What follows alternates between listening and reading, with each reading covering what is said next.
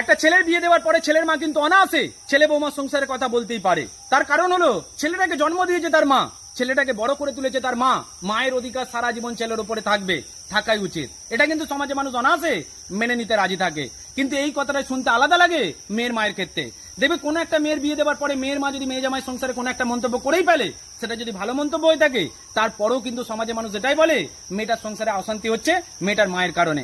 আসলে আমাদের সমাজে মা হিসাবে সম্মান পেতে গেলে তোমাকে মেয়ের মা হয়ে জন্মালে হবে না, ছেলের মা হয়ে জন্মাতে হবে, তবেই তুমি এই সমাজে সম্মান পাবে। দেখবে আমাদের সমাজে মেয়েদেরকে শেখানো হয় যে তোমার স্বামীকে তুমি স্বামী হিসাবে পেয়েছো তোমার শাশুড়ির জন্য, তোমার স্বামীর জন্ম হয়েছে তোমার শাশুড়ির পেটে, তুমি যতটা তোমার স্বামীকে সম্মান করবে ঠিক ততটাই তোমার শাশুড়িকে সম্মান করতেই হবে। কিন্তু কোন একটা ছেলেকে এটা কখনোই শেখানো হয় না যে শাশুড়িকে সম্মান করতে হবে।